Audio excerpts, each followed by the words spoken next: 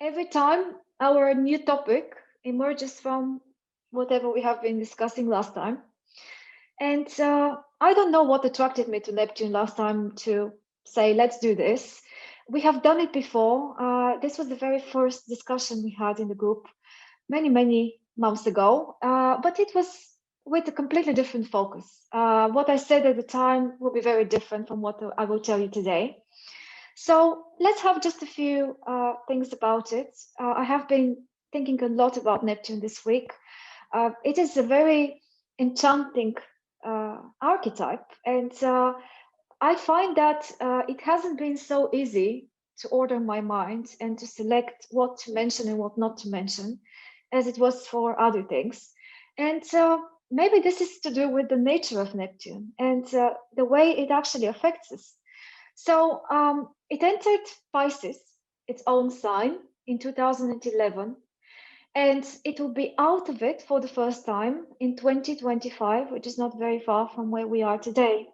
So we are right in the midst of Neptune traveling in its own sign, which is a very rare event happening once every approximately 165 years.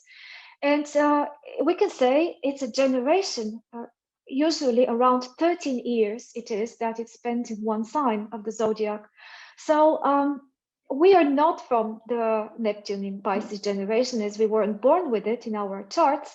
But at the moment, there are already people in the world that are from this new generation, and we're living in the Neptunian times of Pisces that are affecting so much in the world, the fashions, the culture, the politics, and many other things that you would see.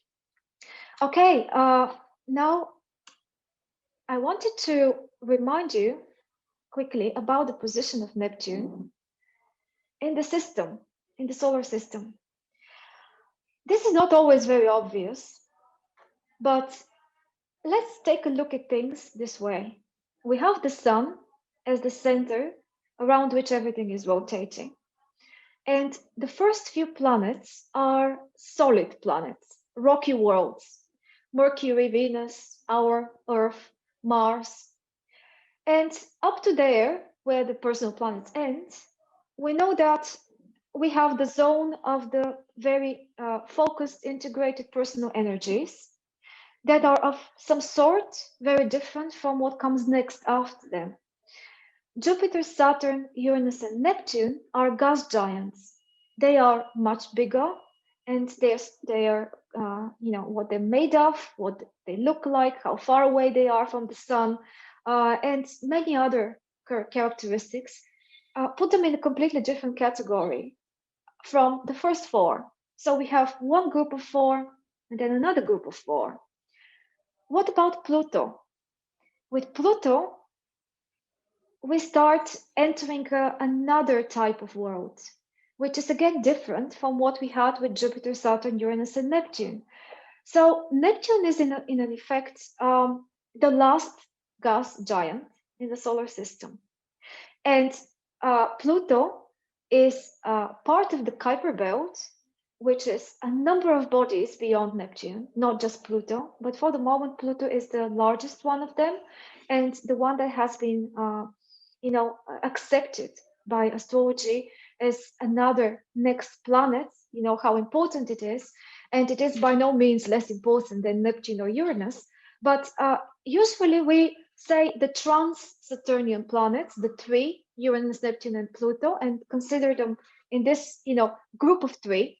But it's not very often pointed out that Pluto is actually, again, a solid planet, different from Neptune very much, not just in size, but in, its orbit is very different.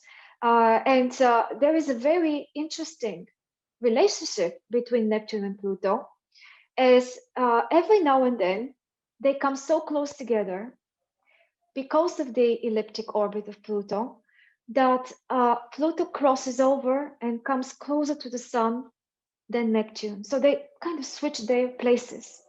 And this is extremely important. That happens only for about 20 years of the big cycle of Pluto. So, Pluto goes around the zodiac for almost 250 years.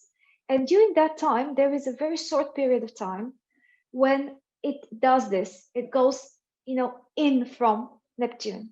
So we can say that maybe at that moment we have some sort of influx of cosmic messages, energies, effects in some way from Pluto to the inside of the solar system, which is in some way we can say ending up to Neptune.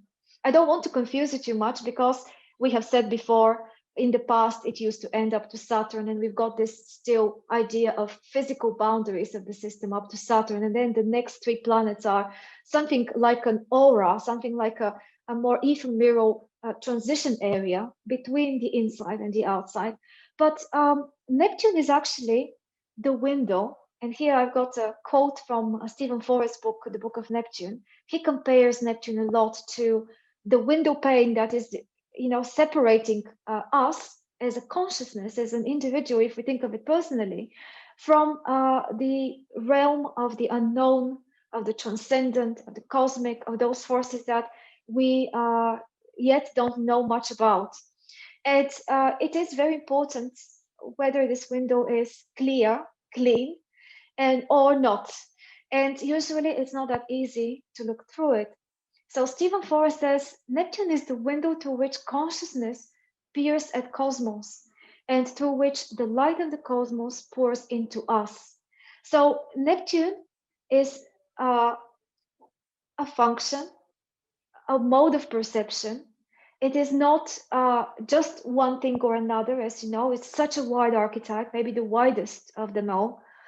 But it is something that is helping us have this connection with what goes beyond and to integrate some of it inside the system, which is more or less enclosed and limited. So when Pluto and Neptune were last very close together was quite recently. Around the time of the Second World War, they were coming into a lockstep to one another. And ever since, they are in this lockstep. So, there is this correspondence that when two planets theoretically are as far away from the sun, as the other one is, they would move in the same speed or in a very similar speed. So since the 40s, Neptune and Pluto are moving more or less in the same speed. And also, on top of that, they are in a sextile aspect, which is, I'm telling you all this because this is quite unique. It is very unique for the times that we are born in. It happens, as I told you, every time there is one round of the Pluto cycle, this moment of about 20 years when they are traveling very close together, but it's not always in a sextile. So we have two things going on at the same time. And at the moment, maybe everybody that's alive in the world has in their birth chart Pluto sextile Neptune. And how could this be special in so many different ways? The keywords about both of them and how they are both connected to opening up to the unconscious mind and to the workings of the unconscious mind, and then developing our psychological understanding of ourselves and the world, and trying to overcome things that were totally in the dark in the previous periods. So it's a very interesting sequence of several generations that all of us are part of that have this eventually meeting of spirituality, Neptune, and psychology that poses the question of how we can all work on these topics and for the first time make them something extremely personal and almost as personal as the functions of the personal planets. So during this period, we are seeing the rise of their psychology, now its integration with astrology as well, and how there's so much overlap as they all come from the same mythological background. And we can say also that Neptune is a very connected with myth archetype, is the function of mythologizing and of fantasizing, and also looking for those through the storytelling explanations of different aspects of the psyche and different dynamics that we are all experiencing. So yes, this is actually something, again, Stephen Forrest says that it is an age when everyone needs to do their spiritual and psychological work. There is kind of no way out of it. And it's one of the greatest challenges that we all have right now. I wanted to look at Neptune. I mean, I really didn't know how to order it, because it's so vast and so elusive, all of it. But I divided it in my head in two different kind of aspects. One is a bit more negative. So what are the dangers of Neptune? The tricks of Neptune. I call it the trickster here, a bit like Mercury, the trickster.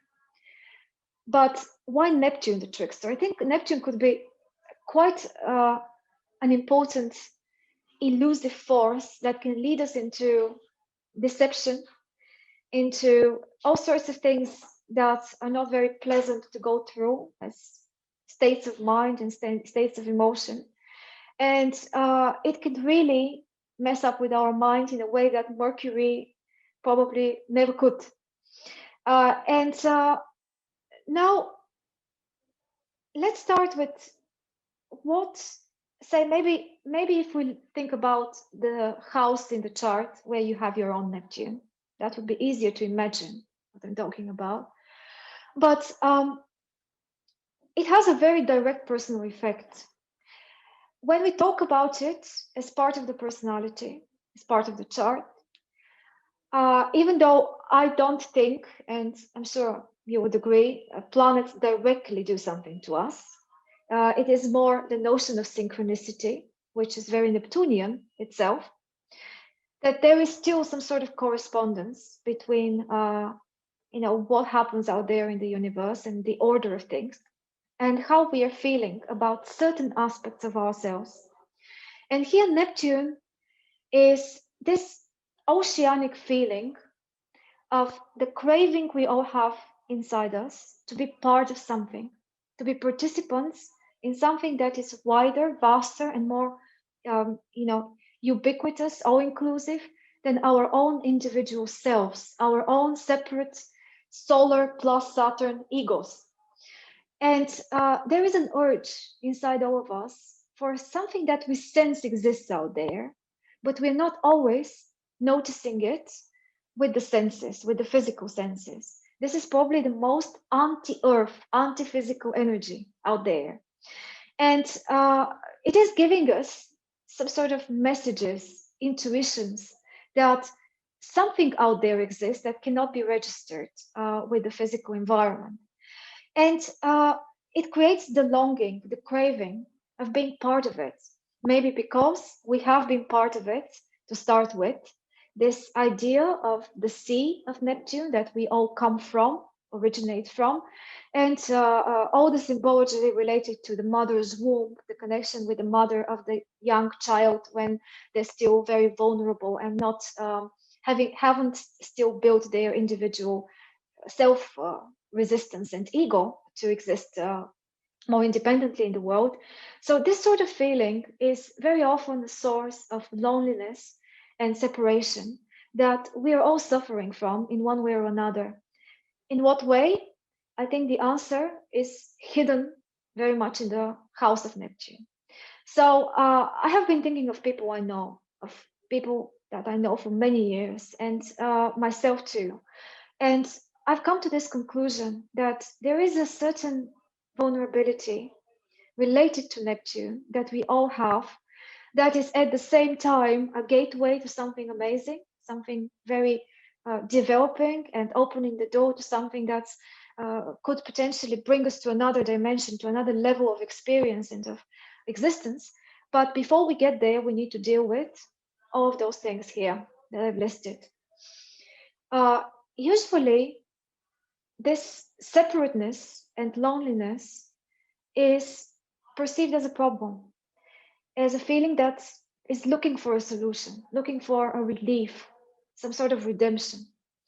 And what is really deceitful about that is that very often there are things out there in the world, people, institutions, countries, ideas, some things physical, some things abstract, that can trick us into thinking or feeling that they can solve the problem of our own loneliness and isolation, or that they can give us a purpose, an explanation for why we are feeling that we are suffering in a particular area of life, and to give us a ready decision, a ready solution, actually, that we can straight away apply and get some relief.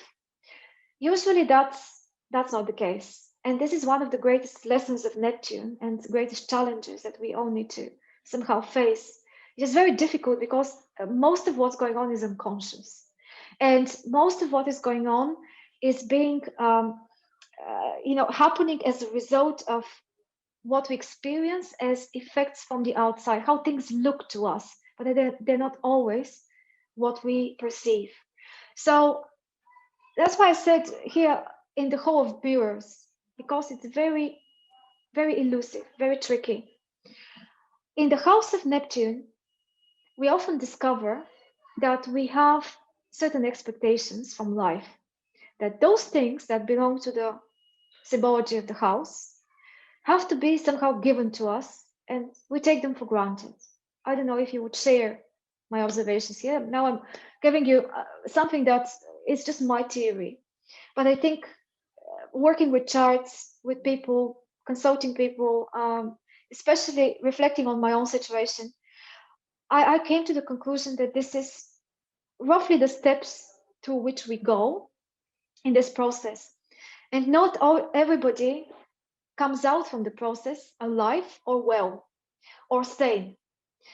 And here, after the expectation, we see that usually there is disappointment, that thing that we so crave and so need is not being given to us directly, but we have to either work for it extremely hard and still not get it for a very long time, or at least not the way we imagined it, because Neptune to a great extent is the power of imagination, of this facet that we all have of creating myths and illusory stories in our own heads that don't always correspond to what's really out there. And what makes it even trickier is that it looks like other people have it and get it, this same thing that we so much want, but because of the position of our own Neptune, somehow escapes us. And one of the things that's so common is for people to project their need to an object, to a person, and to identify it with their craving. Again, this is one of the things that leads to disappointment. And the negative side of Neptune, for this reason, especially for people that have it very strong in their chart, the whole archetype of Pisces, a lot of things in the 12th house can have a similar effect. But usually it's the position of Neptune, I think, is where we feel ultimately victimized and suffering in a way that we don't feel is deserved. And we feel like somebody else is to blame or something else is to blame. Those cases of really even hating God or hating destiny, hating something out there which we perceive as the force from which it depends for us to feel balanced and to feel satisfied. But for some reason, it's not working. So all I'm talking about sounds like a tragedy. Like everybody's going through some sort of personal, intimate tragedy related to Neptune. It's not always that extreme. It's not always that pronounced. But I think in every chart, in every life, it is there, at least to a certain extent. Even if you have a very cheerful personality, which is generally very optimistic, or on the other hand, it could be a very stable one, very Saturnian one, pragmatic, down to earth, not very prone to go into escapism or daydreaming illusions and things like this. But still, every person has like a buried dream, at least, somewhere, I think. And this can be connected to the influence of Neptune in the chart. And when we start investigating the aspects, we can see how exactly eventually. So going on, if we have been trapped into the victimhood mentality, which happens so often, it brings with itself a lot of other negative feelings: despair, self-reproach, blame games, blaming ourselves, blaming other people. It really puts us off balance. But how this problem can start to be solved requires overcoming of the denial as the first step, that there is something in our own psyche which is creating the problem, and that it's attracting things from the circumstances around us that are a result of what happens in our minds, and rather than the other way around.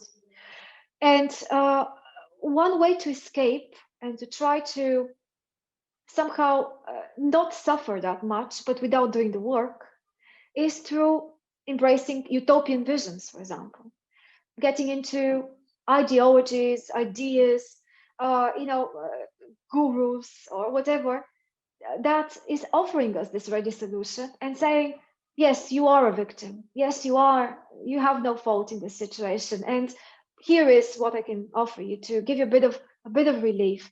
Normally it doesn't work.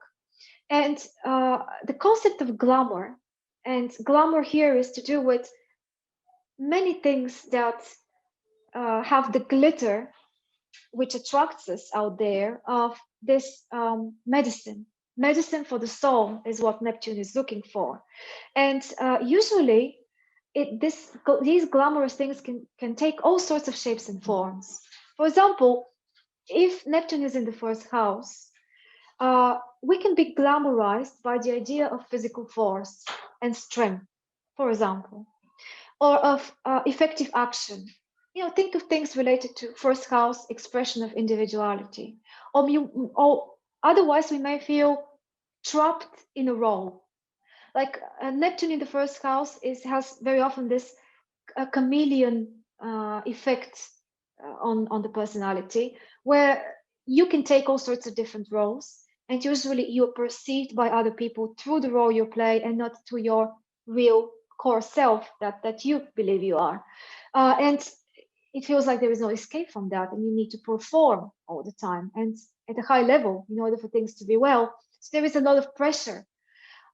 If you have Neptune in the fourth house, for example, that could be something to do with things not working out the way you expect in your family situation with your children, or maybe you don't have children but you want to. Something is missing. Very often the effect of Neptune could be a sense of lack of something.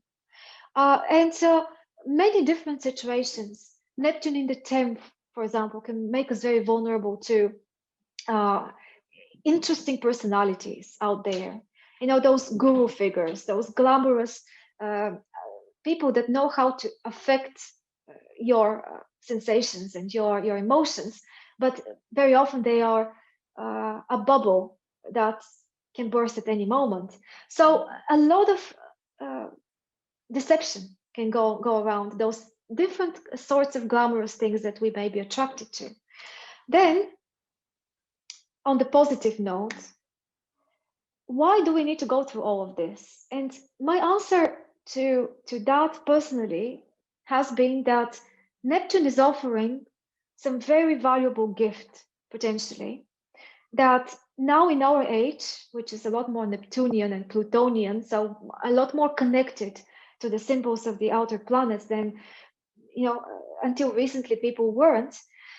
So it seems like Neptune is part of our general evolution as a species, and individually it is giving us a chance to understand and to connect with something that could develop qualities in us that can bring us forward and can help us actually not just discover what we are capable of, but also find a way to apply it in a lot more all-inclusive way than before. But we need to go through those trials and tribulations and problems and suffering, and to pass the test one way or another.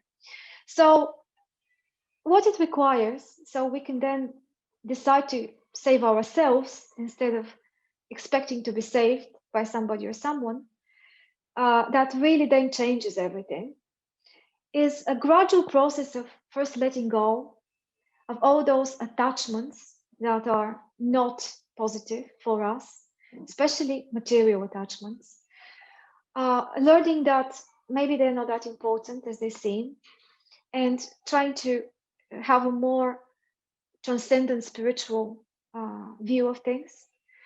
Then what's extremely important is to get faith in the natural course of events and the way things have been designed by, say, the universe for us to follow and not always understand. So this great scheme of things that we are all involved in and we don't always trust because we have this natural desire to control, the Saturnian kind of urge to be the boss, be the one that pulls the strings. But it's not always possible, at least not in every aspect of our life. And Neptune is teaching us that we need to maybe let go in that aspect of life that it's visiting in our chart. And slowly but surely, disillusionment happens, I believe. And we can learn to be more accepting, more open, and eventually more independent.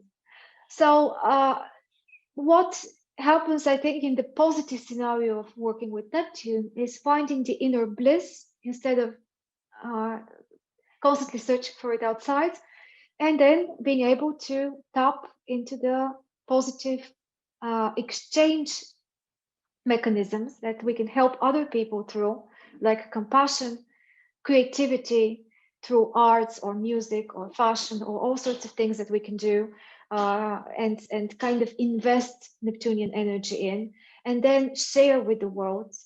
And that's really the path of being a participant. And again, merging, which is what Neptune wants, with everybody and everything out there, but from the perspective of, first of all, having been a strong, independent, resistant individuality, and sacrifice, giving out, helping, but where it is needed, where it is really necessary, and in the way that is kind of good for us and acceptable, relating to the energies that we have in our own personal charts. And eventually, this leads to growth, and this leads to fulfillment. That's what I think. And this contrast with Saturn is just a reminder of how the two have to always work together in order for the two energies to balance each other out. They naturally do, because they keep each other at check. The structure, the boundaries, and the rigidity of Saturn every now and then have to be shattered and kind of led into a different direction. This world of Saturn needs to be broken, first by Uranus as a shock, and then by Neptune as a dissolution, so that we are not stuck in a routine and a situation where there is no moving forward, no evolution. And also this preoccupation with the material and with the physical, that Saturn is so much like focusing all the time our energies and our ego potential. But at the same time, this opening and this dissolving of boundaries is, yes, necessary for progress, but we need to remember that Saturn has to be a role, has to be a factor. We need to have our individual strong egos in order to be able to use Neptune appropriately. So yeah, the current cycle of them is about to end as well in a few years. The last conjunction between Saturn and Neptune was in 1989, and that was in Capricorn. And they're going to meet again in 2026 in Aries. So this conjunction in Aries is going to be a pretty big shift usually in the political world, in the social world, because the cycle of Saturn and Neptune as a relationship between the two planets, it's about 35 years, that cycle, is very often connected to the coming and going of two extremes. Either policies, ideologies, ideas out there that are more social or even socialist, which is what Neptune is usually connected to. This all sorts of mechanisms of bringing different people together and making them unified, unified life. Yes, there is a lot of illusion in this sort of ideology, but it is by its nature very Neptunian. Or the Saturnian rigid systems of separation, individual countries having their individual policies, for example, or different people stressing more on what makes them different than what makes them, live together. So many other things that you can add if you wish as concrete examples of those things later on.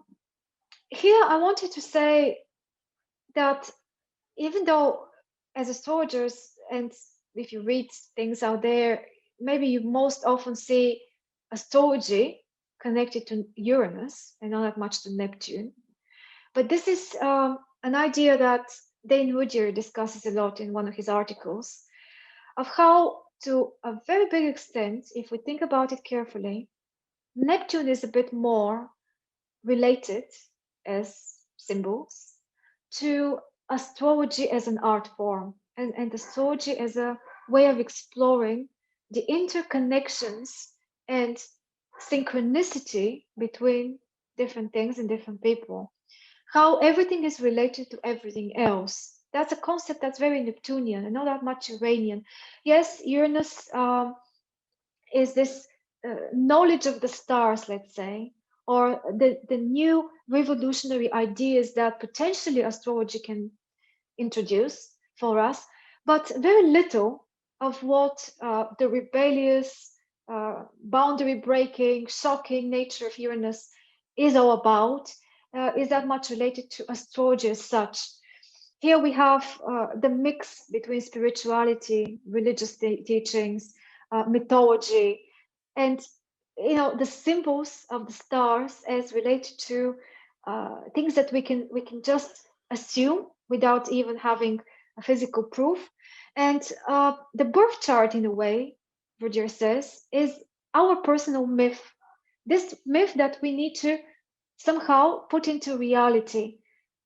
This is again Saturn and Neptune working together. How the prescribed myth in the chart, which is just a story that has still not happened in the beginning, could be made real and could be incarnated in a way.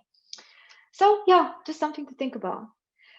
Now, Neptune in Pisces, the real thing that we wanted to speak about today, but I thought we need the background of what Neptune is related to in general and in the chart first personally, before we can put it into a context of this transcendent outer planet, social effects.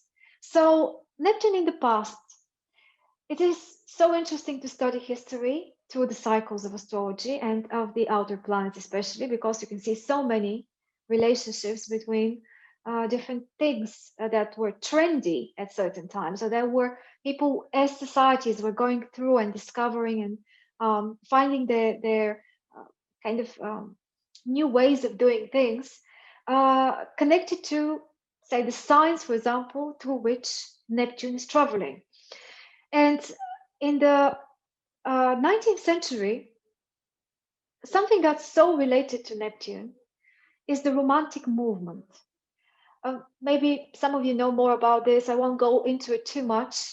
But if you want an example of a time when things were for the first time, not, but maybe for the first time, very evidently, so Neptunian, was this Romantic period in arts, music, uh, all sorts of culture, literature, and so on.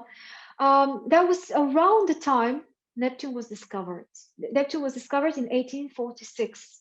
So this surrealist painting style, for example, and most of the photographs that I selected for today are belonging to that style. Here, I wanted to give you a quote by Victor Hugo, who is a writer that is part of that Romantic movement as well. And he says, in the 20th century, but that was written in the 19th, there will be an extraordinary nation. This nation will be large, which will not prevent its being free. It will be illustrious, rich, thoughtful, peaceful, friendly towards the rest of humanity. It will be called Europe in the 20th century. And in the centuries that follow, transformed still more, it will be called humanity.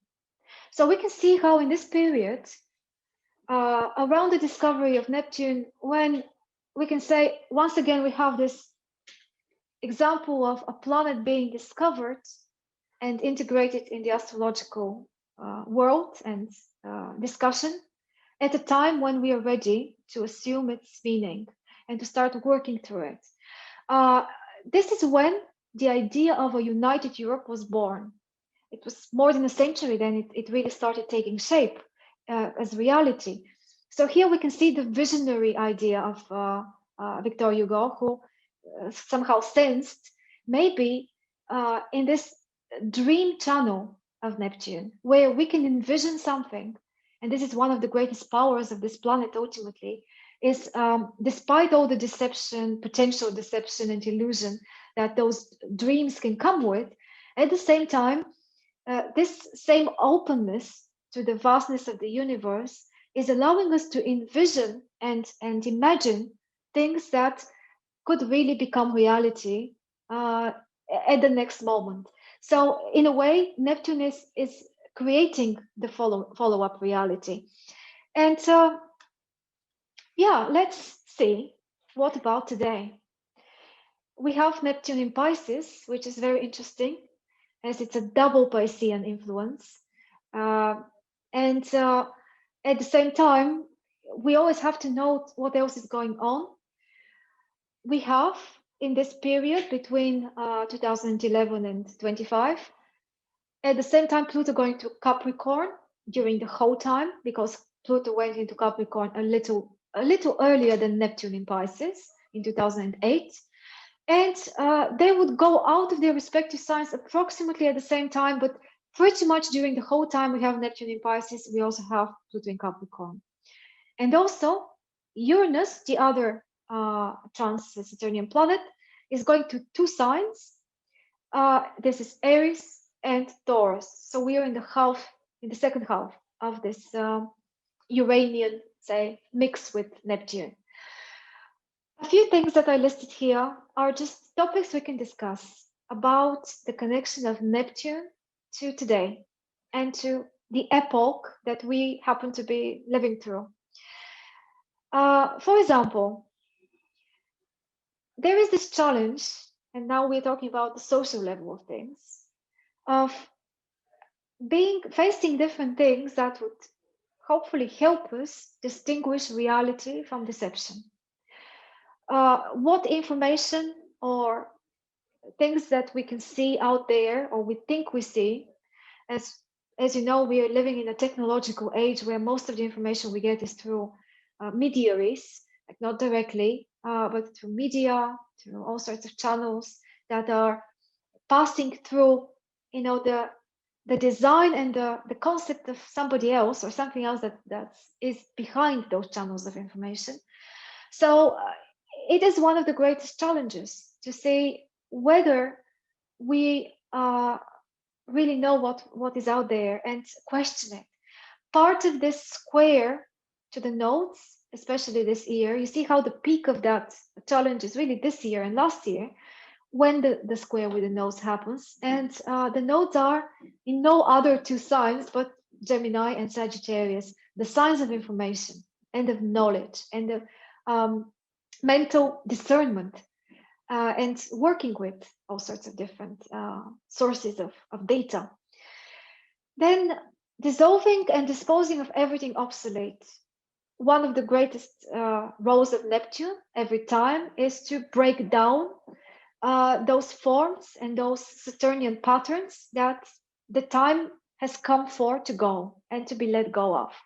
And we are doing a lot of this, I think, already, want it or not.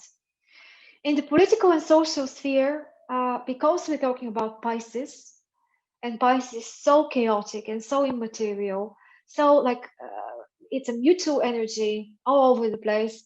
We are expecting that things are not going to have a very stable structure, that we are going to have the feeling of breaking down and uh, somehow dissolving, really, so that there aren't really any ready solutions, obvious solutions. We feel deep, disconcentrated, unbalanced, and don't know what we can rely on that much. The sense of meaninglessness, loss of hope, feeling of a void. And part of this is that religion is not very strong in our times, not that much anymore. And it is not offering that, um, some sort of solution or consolation to people. These answers that they used to get from it in the past, there is a void in our generations, and we're trying to fill that void with all sorts of different things that are not always very positive for us. The ecological and environmental crisis can be connected to Pisces and Neptune, and Pisces in astrology also governs the natural elements: air, fire, water, and earth. So here is one of the things which we can link to why exactly ecological crisis. And regardless of what we believe is really the situation out there, and whether we have a reason to be scared or concerned, part of it will be this panic that Neptune is also part of, I believe. Another thing is, interestingly, very concretely to the virus situation, is that Neptune, let's remind ourselves, is the one that governs the immune system of the body. So maybe this could be an answer why the kind of crisis we are suffering is not of another kind, but of exactly this type of problem. Why is it a health problem? Why is it an invisible disease? Invisible, Neptune, something that cannot be perceived, cannot be, framed very easily. Yeah, things to think about in this direction. Then changes in show business and entertainment, something completely different, but this is part of what creates glamour, what creates the current fashion, what is giving out the messages of excitement, of interest, of those things that give us these moments of escaping reality, meditation, or being somehow under the influence of an inspiring idea or feeling that is helping us go through difficult times, which is another aspect of Neptune. And so many changes in show business, new messages coming from new people, new media, not like what it used to be. You can see that Hollywood, for example, is not what it used to be anymore, and many other, pieces of media out there that we were so used to, but no longer serve us, and we are kind of transitioning to other forms of communication, entertainment, and also those escapist technologies that now allow you to go into a virtual reality, Neptune again, and experience, through an artificial means, something that we only thought could be done only through the imagination or through something physical in the past. Global disasters and challenges of all sorts of different ones were expected before the age of Neptune in Pisces, when people were thinking about what we could probably go through at this time. And we can see that, unfortunately, it is all coming to fruition. And usually, though, the threats are from outside and they're invisible. And they are either to do with natural disasters. So again, forces that are so much grander and greater and, affecting everybody and everyone equally. They're very universal.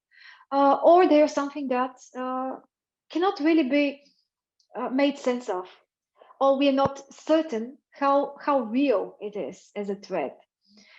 Okay, just a couple more things. the potential rise, and I personally see this already.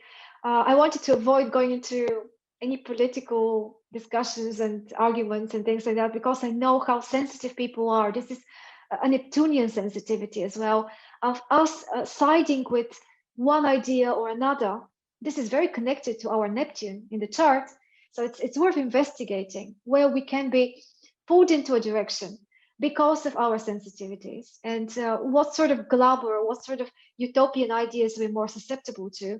And even those ideas that sound conservative, Saturnian, uh, claim to be proposing down to earth, reality based kind of ways of governing society, for example, or things like that, even they can be Neptunian. Even they can be exactly the same thing that they claim they are trying to avoid. So I think everybody should be very careful whether what we call realistic, what we call sensible, because that's something extremely subjective. And the realm of Neptune is the realm of subjectivity, not of objectivity.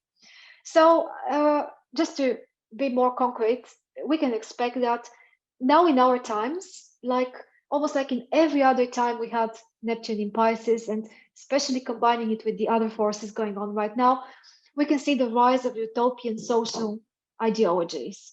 And I don't know whether this is good or bad. It's just a sign of the time. So those things may need to be revisited because people are looking for ways of having a life together, which is more just, more equal in one way or another. But as we know, with Neptune, things are never that straightforward.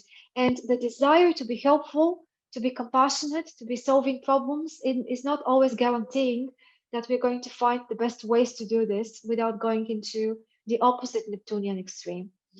So finally, everything related to religion and spirituality is again revisited. People are opening up to finding their own ways to be spiritual. And this is not always framed by religion, or there are other things that are substituting religions. And we can see that on a personal level. There is this trend of almost everybody you know probably is finding and trying to connect with some sort of spiritual personal practice, however they understand it. And it is a need of the times. So, yeah, those are the things that I wanted to propose that we discuss, and maybe more if you wish to. Finishing up with a quote by Arnold Toynbee, a historian, you may know him, in his book, A Study of History. This is something that I really recommend you take a look at if you're interested.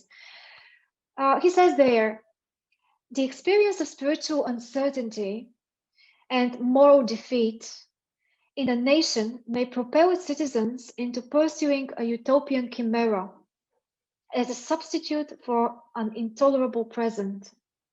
And I think we can learn something from this if we want to. You know, people don't tend to learn from history very much, and they repeat the same mistakes again and again.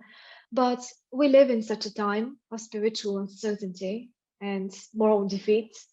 And we are very susceptible to everything of this sort. So I think maybe what inspired me to go deeper into Neptune this week and to say to you, let's talk about that, even though it's difficult. You know, I'm so struggling to find my words with Neptune. Every time it's like this, almost like there is a magic spell that it somehow even, gives us. Every time we try to define it, to frame it, to analyze it, it escapes us, at least me. I don't know about you. But yeah, I wanted to share with you my concern, my perception of this dangerous potential effect of Neptune right now, and to say why not try to think about it so that we can maybe spare ourselves from some of the disappointments and deceptions into which it can lead us, and also be more tolerant to one another. And finally, my books on Neptune, just a few of them. The Astrological Neptune and the Quest for Redemption by Liz Green. It's a huge one, but so interesting. Actually, half of it is the cookbook one. So it's not as big as it looks. I have been delving into it a lot this week and discovered so many things. The Book of Neptune by Stephen Forrest is one of my favorites as well. And he has a very interesting part in it, for example, about the different Neptune generations by sign and what sort of music was fashionable and how the styles of music changed so pronouncedly, almost like from one year to the next for the next 13 years when Neptune moved into a different sign. So yeah, a lot to explore in all of these. Howard Sposis in his book, The Gods of Change, which is actually about Uranus, Neptune, and Pluto, and the transits especially, has a very interesting also section about Neptune. And this last one, maybe not that famous, but I love it too, because Maurice Fernandez is giving a real map of how to work through Neptunian soft spots, let's say. I'm not sure if I'm able to tell you exactly because it's something to explore on your own, but he's taking it from the perspective of Neptune in the house by birth and considering how you can, say, if you have Neptune in the 7th, how you can face the challenge, clearing it, for you what this challenge may be about, what the deception may be about, and then the steps that can be taken as a personal spiritual journey of slowly and surely working through that challenge. So it's a very practical book, even though it's written in a way that sounds quite spiritual actually. So take a look at it. I really recommend it. Okay, enough from me. Now I'm listening to you. Where do you think we're heading with Neptune, and what else do you see in all of this? Tell me, what do you think? You have to unmute yourselves. I wish to speak. I don't know whether it's any insight because it's very confusing.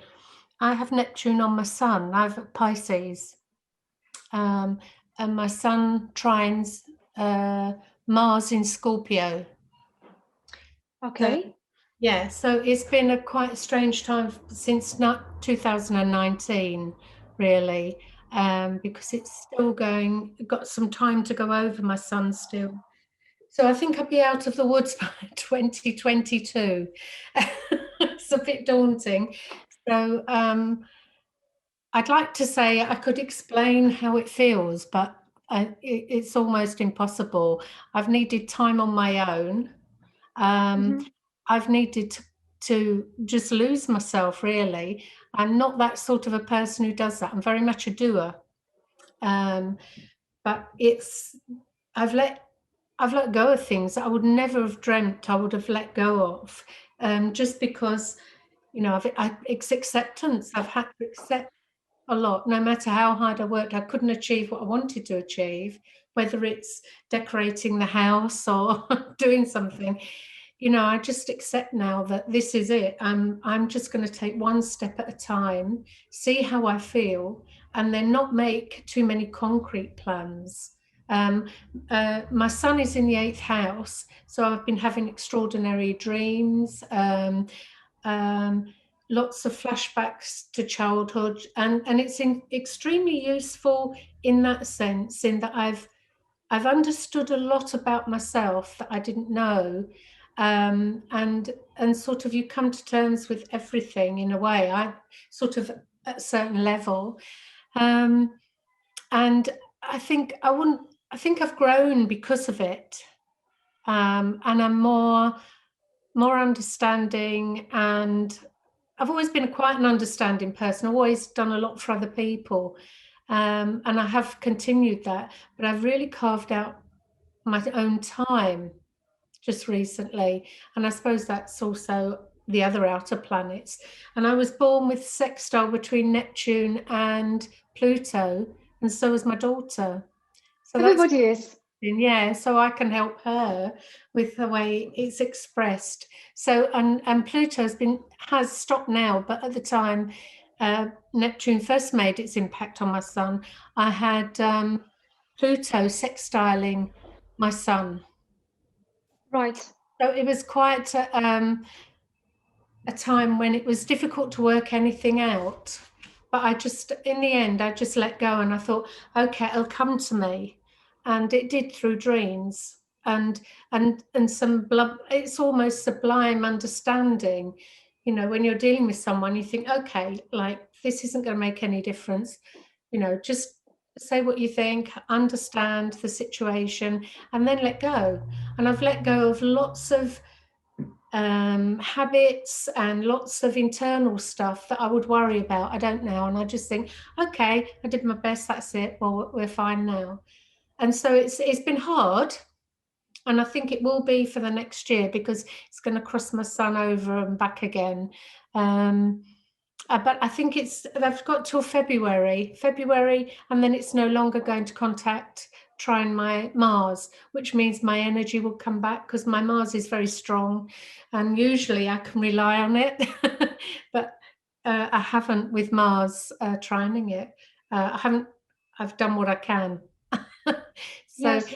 I know that's a bit gibberish, but it is Neptune, and I have had a lot of strength and understanding. The psychology's been there because of Pluto, so I think probably I've got off a bit light because I've had that deep understanding in a psychological sense what I was going through, and You because of the have spell between the Sun.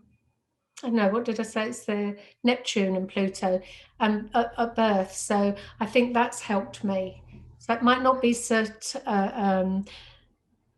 might be more confusing for other people, but I think, actually, yes, Margaret, actually, the sextile between Neptune and Pluto, we all have it. This is the thing I mentioned in the beginning, yeah, that this is the several generations since the 40s. It's very interesting that there is something special about all the people born in that period. It ends in 2030, around 2030 is, I yeah, think, is when it will be out of the sextile between the two outer planets. And we all have it, but your case is very interesting because you have Sun in Pisces and conjunct Neptune at the moment, right? Neptune is conjuncting your Sun at the moment. What about Neptune with the Sun by birth? Because I don't it's know if you it's yes, quincunx. quincunx. Okay.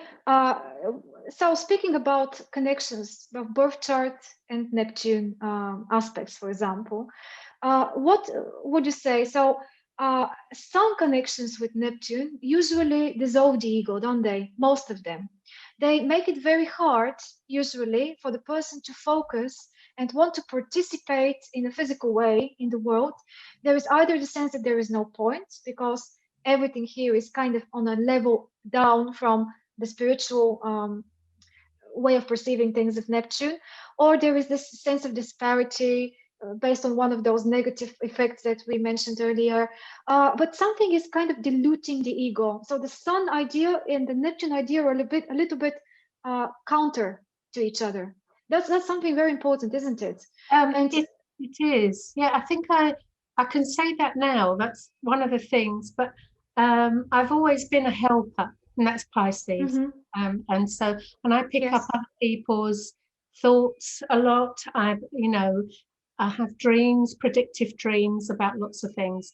I always have since a child. So, but I do have a strong, as I said, Mars. Mars squares Pluto, mhm, and so that I am quite strong. And when I decide on something, I yeah, decide. It's that's a just, very yeah, decisive combination. Yeah, but it yeah, doesn't work at the moment because I've had yeah, the sextile with the transit in Pluto and transit in Neptune with my Sun, with my Mars and the natal Pluto, which is in Leo.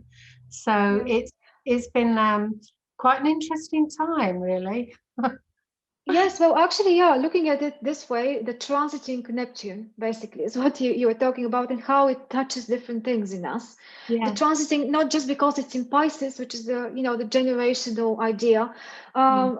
I feel like we're never in the group, we're never too much into politics and things and social, like analyzing trends out there. We're more into, let's see how this affects us personally, which is also very important. But these two things are so mixed together with Neptune, especially Mm. with Neptune, because Neptune makes it that it's impossible not to participate. Like now, how Yeah. can we disconnect? What if I don't like what's going on in the world? There is nowhere to hide and nowhere to, Yeah. figure out for myself an alternative. I need to be part of it. And this Yeah. is Neptune is reminding us all at the moment that we have to find a way to live together, to work together, and so Mm. on. But in the personal chart, yes, you said it's on the sun, on Mars as well. I have it with Mars, for example, in a square, which is the only square in my chart. That has its own like things that are in the similar way, like with the sun. It's somehow draining the fighting spirit every now and then, but it always has the opposite sides of uh, potentially giving creative energy or giving connection to something that's as you said, helping other people, being compassionate, being receptive, and so on. But yeah, Yeah, I've done a that's lot of volunteering on Zoom, holding meditation groups and mhm, helping others with, like I've done an astrology group just for group 4 people, and I've done small groups of lots of things. So that's been yeah. my job really, just volunteering since lockdown. Yes, I was very keen to talk to you about the house disposition and see whether you can share things like from your experience. As I imagine, we all have Neptune in different houses in the chart.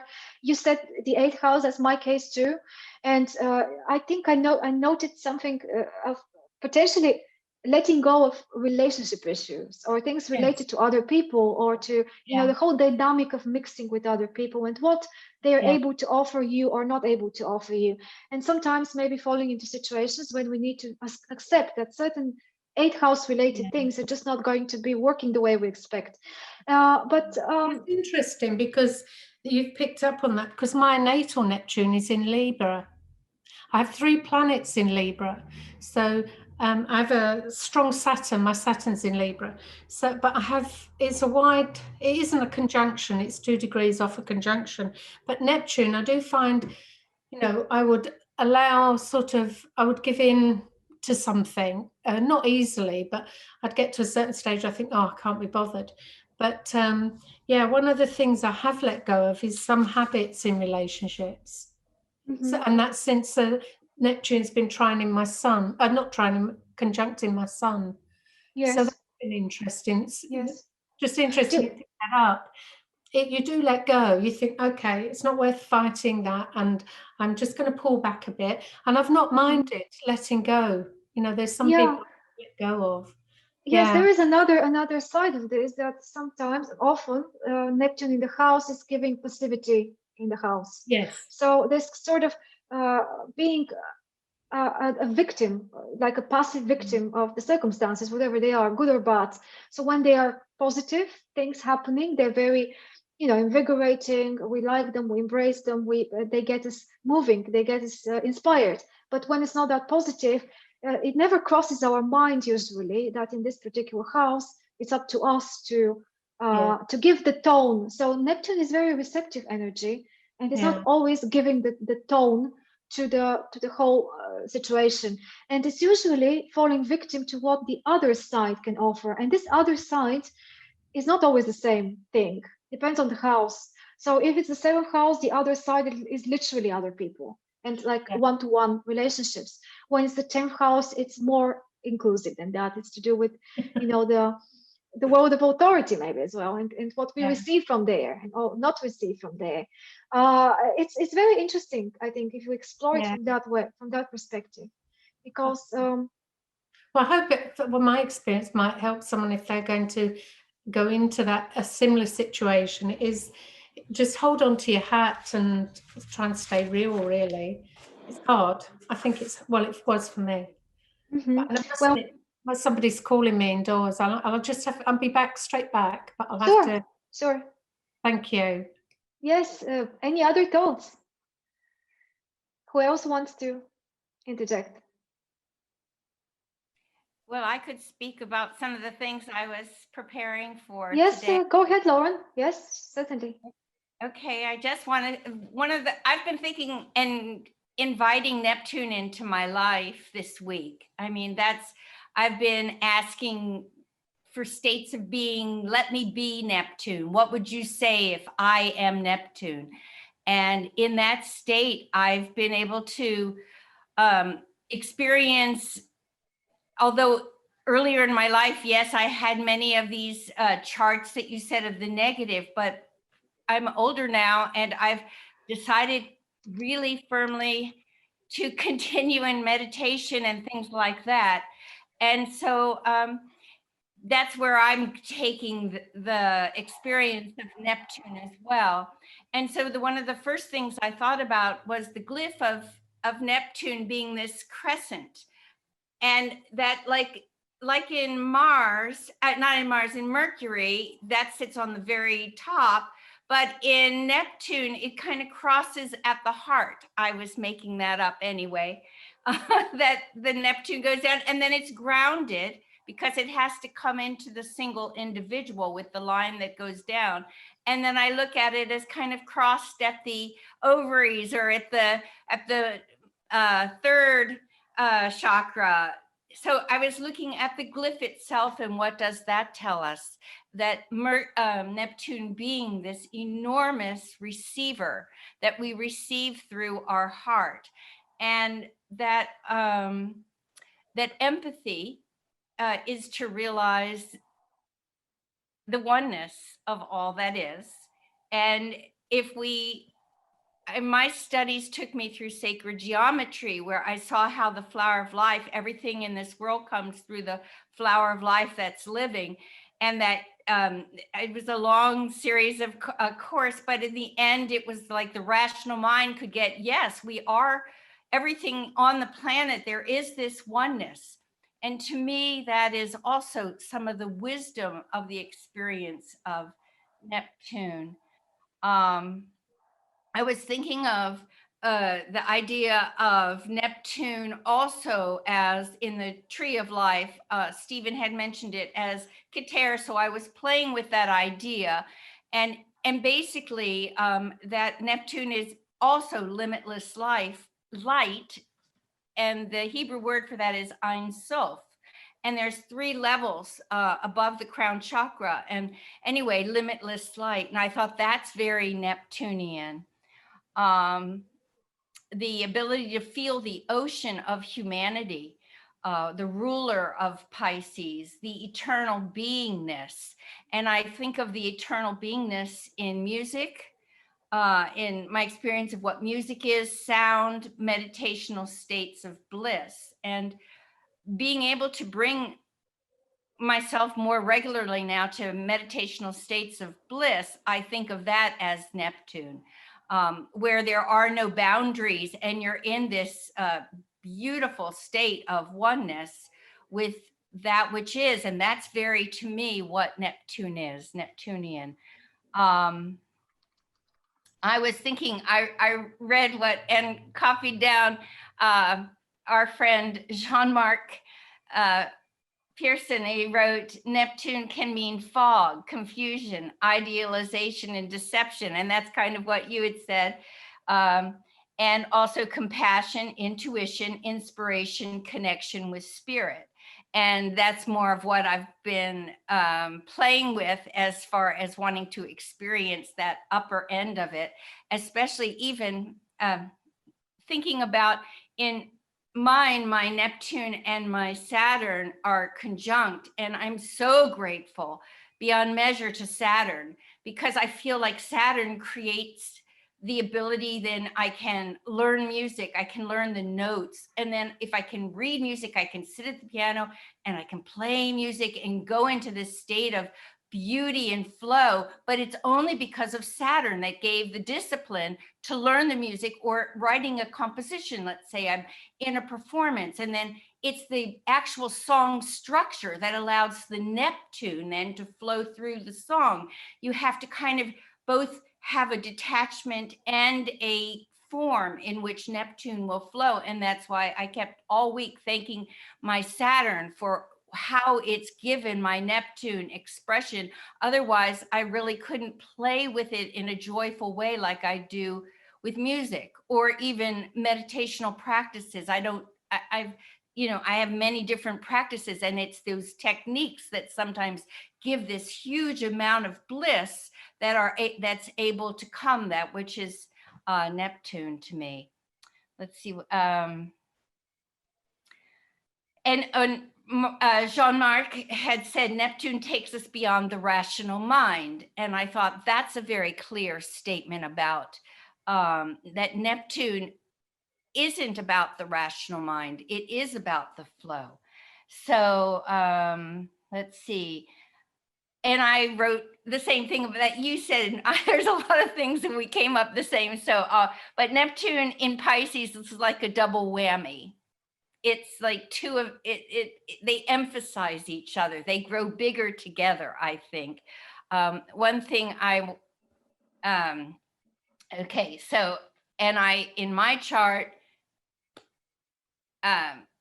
Neptune is transiting my first house on my Mercury, and my Mercury is quincunx to Saturn and Neptune, and also quincunx Pluto, and then they are united by that that sextile we said everybody has. But that's also given away with the Neptune now on the side of the Mercury in Pisces. It's shooting it energy to that whole formation, I think. I talked about it being dreamy, and someone else mentioned, I think it was Margaret, yeah, dreams are strong with the Neptune right now, dreamy and imaginative. That one of the greatest things we can do with our Neptunian part of ourselves is to imagine what we wish and to play with imagination. I forget if it was, I think it was Edgar Cayce who said that if only people understood that the power of the imaginative mind as a creator of our reality, when you're live and embodied as we are. I thought about Neptune as flowing, and someone mentioned without boundaries as metaphysical, that this wonderful ability that we have to understand or play with astrology and all kinds of metaphysics. And of course, the musical, I will always be, I'm a lover of music, both to hear it, to hear others, and to produce it. Boundaries are few, the sky's the limit. I was thinking of those are the things that Neptune would say, the sky's the limit, no boundaries. So therefore, there can be the delusions, the illusions, the projections onto others, and idealization that is coming from the projector, not necessarily accurate. And I think I suffered a great deal in the romantic area with that level, or even career-wise sometimes with the projections. And then I wrote about how I'm grateful, like I said, of Saturn conjunct the Neptune. It takes the flow of the bountiful musical flow into reading music, counting, structure, and composition that gives me then the vehicle in which the spirit of life can flow through. And to me, that spirit of life, it's Neptune that holds that door. In a way, Neptune for me is part of that spirit. I thought about in physics, plenum. Plenum is is that which is between material objects. They say all the space, but then it also includes all the material, and that idea of being Neptunian. Let's see. And so I said with Neptune transiting in Pisces, we have the opportunity to reach new depths in metaphysics, astrology, sacred geometry, and most of all in our meditations.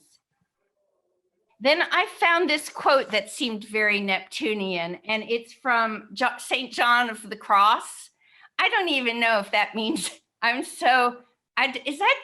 St. John of the Cross, is that John the Baptist, or is it someone different? I don't know. I don't know. Anyway, it says St. John of the Cross. In order to arrive at having Someone different. someone different. Thank you. Okay. Anyway, here's the quote, and the quote is what struck me as having this Neptunian piece of it. In order to arrive at having pleasure in everything, desire to have pleasure in nothing. In order to arrive at possessing everything, desire to possess nothing. In order to arrive at being everything, desire to be nothing. And so I feel that when I'm in a meditative state of bliss, it's like, oh my God, the little ego, it's nothing compared to look all I am. I'm the whole world. I'm everything. I'm nothing. It's so freeing. It's so liberating. And I think of that as being the feeling of the positive of what Neptune can offer us. Let's make sure I covered. Oh, when you talked about, I just wanted to mention about the Neptune square to the nodes. I think of it, it's an opportunity to readjust where we've come and where we're going. So it's in the big picture, we are getting a chance to touch upon what is our evolution, where do we really want to go, and becoming more conscious about that. And that's why I see that squares happening for everyone's Neptune. And then I just want to say about a little bit, the Mercury in Pisces, and somehow this to me has something to do with the Neptune, is that at a convention I went to, of which it was a New Age conference. It was by Dr. Joshua David Stone in Mount Shasta area at the college. There were about 3,000 people who came, and there were about 10 musicians that were hired to do New Age music through all the different speakers that would come, like Dolores Canyon and just you name it, all these names of that time were speaking. And the musicians, we all realized we had Mercury in Pisces. So there's something about my passion in music and having Mercury in Pisces with that quincunx, as I said, is the point of the yod to Saturn and Neptune, and then down and to Pluto in Leo, and then the Mercury in my first house in Pisces. And now Neptune is at about 18, or is that correct? There, Neptune is Yes, at about 19, yeah. 19, and my Pisces, my Mercury is in that house, and that's at 20. Well, if it's Sabian symbol, it's 22 degrees. So close enough that it's going to affect me. So that's what I think I loved in this. I'm sorry if it seemed, when I was thinking of a presentation, it's kind of a juxtaposition, because Neptune, to experience it, it's so without words. It's so without the rational mind. It's more this experience. And that's what I hoped to add to our discussion, that in a way, practicing Neptune and asking Neptune to inhabit your body, and thinking also about the glyph of that going right through the heart, and also that little line and then it grounds us, and then the little line through the second chakra or third chakra, whatever makes sense to you. But that's how I kind of look at it.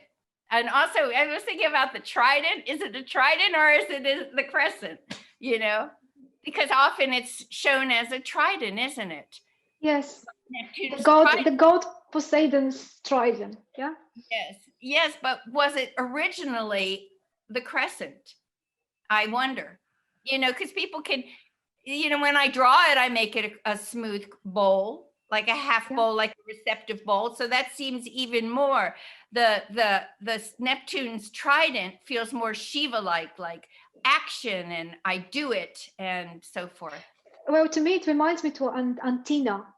I was like, there are 3 antennas for reception rather than for piercing something through, even though you can imagine it any way you want. But yeah, it's definitely like a cup. I agree. I think I see the same thing. It's like a chalice, you know? And especially because the Neptune is this embracing all that is in our connectedness. It's the part of us that is without the boundary. It's a truth that exists. Oh, Lauren, I love the way What I you think is know. interesting actually is that I do follow transits through the decants, like 0 to 10, 10 to 20, and 20 to 30. And right now it will be leaving soon the Neptune in the Cancer decant. So when Neptune enters 20 degrees of Pisces, the next 10 degrees are going to be in the Scorpio decant. And I'm just really going to be studying it, how it was different, how much different it is when it was in the Cancer. When it was in the Pisces, Cancer, and now how it's going to be in the Pisces, Scorpio. And I like Scorpio because when I think of Scorpio, I don't always think sex, death, and taxes, okay? Scorpio, I think the first word is research, deeper and deeper and deeper than any other sign.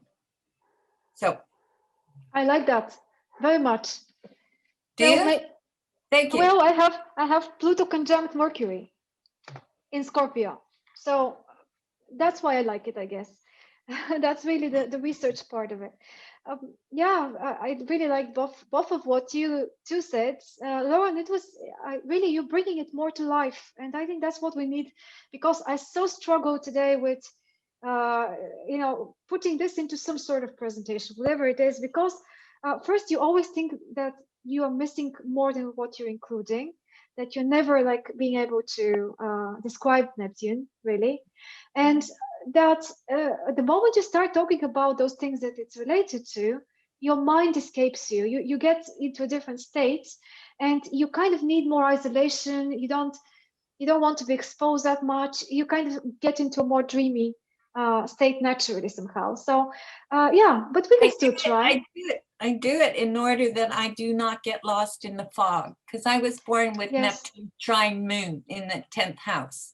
So I've lived with it, and Neptune aspects a few other things in my chart.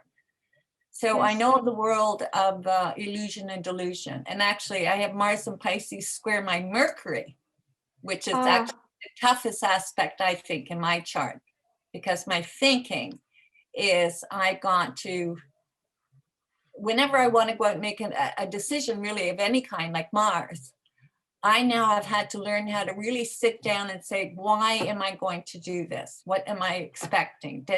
Because I often just shoot out, and because Mercury and Sag can be very highly imaginative also. So I could get, I have just gotten whatever, Michaela, but concentrating on the Scorpio decant.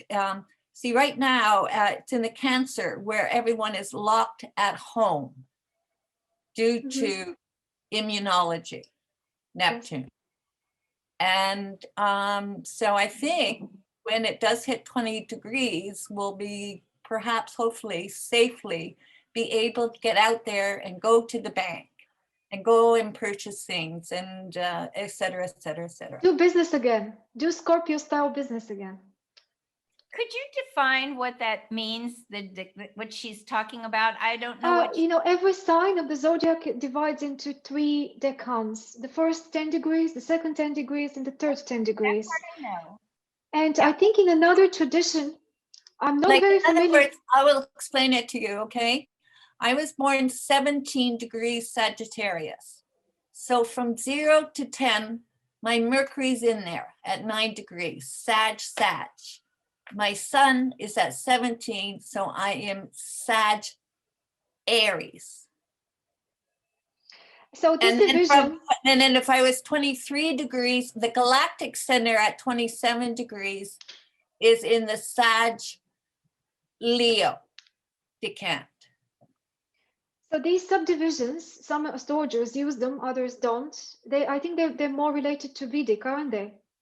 You know, this subdivision of the decans to other signs, like you just said. I don't think so, because I use them and it's not Vedic at all, from what What I've is it? gathered. Tell us something about it, Nilsa, because I don't know too much. I know I don't think so. I don't think it's Vedic really, because Yeah, exactly. I don't think so either. What is it then? Tell us. I really don't know. I started using that a long time ago, but I still do it depending on what they're going through on an emotional level, because that's going to say a whole lot about how you're thinking, because the way you think, you're going to be acting and reacting on an emotional level. So I look at it for a hint, you know, kind of thing.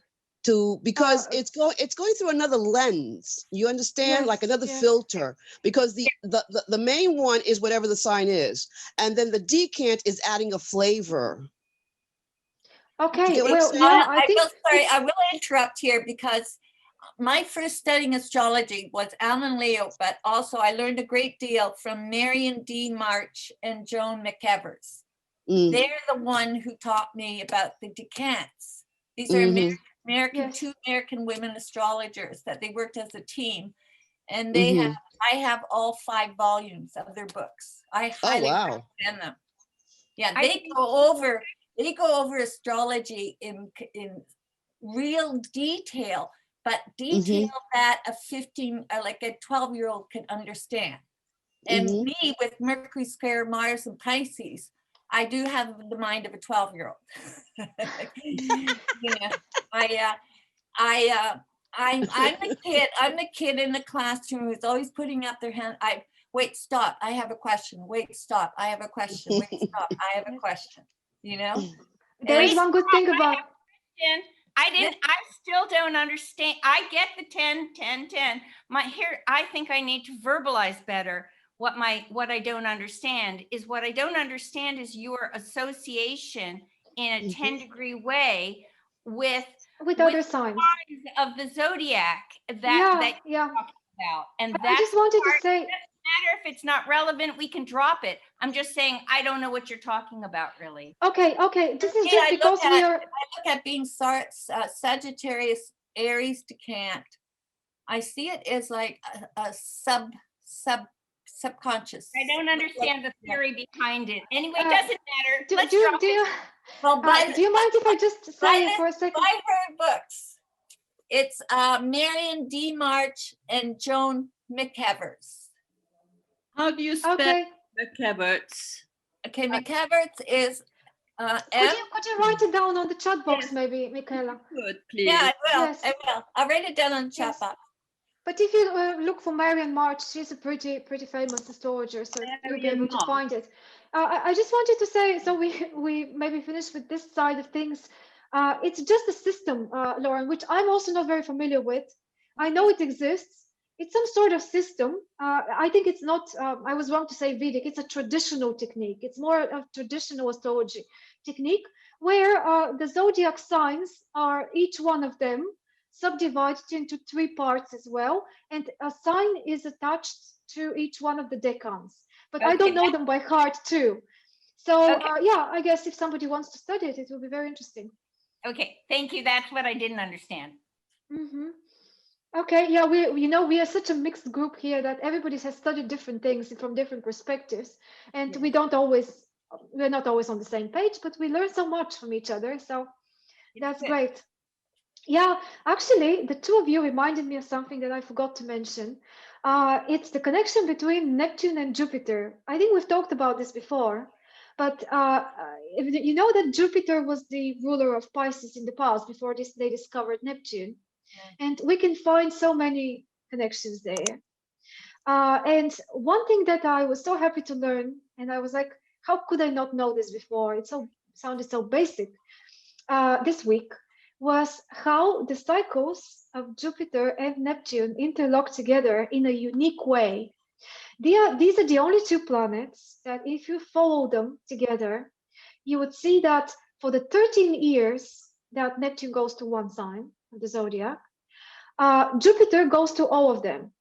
So when they conjunct, every time they conjunct in, say, for example, in Aries, The next time they conjunct, it will be in Taurus. The next time it will be in Gemini. The next time it will be in Cancer. So every next conjunction of Neptune and Jupiter is in the yet another, so the next sign of the zodiac. And it's almost without exception, unless for example, they conjunct it at 29 Cancer, and then next time it's skipped one sign, but it's an exception. Usually they go sign by sign by sign. So what happens is that they kind of work together. And during one Neptune period, we have Jupiter coming to it, because Jupiter is faster, isn't it? Jupiter comes to Neptune, takes a message, say it takes a Gemini message, and it goes forward for the next 13 years to the next 30, 12, all the 12 zodiac signs. And it's kind of still carrying the core idea of where the conjunction happened. And then they conjunct again into the next sign and into the next sign. So they are very interconnected in that way as well, because it's a very neat, exact, relationship between the two. And this can also be connected to social trends and social, developments and things that we go through.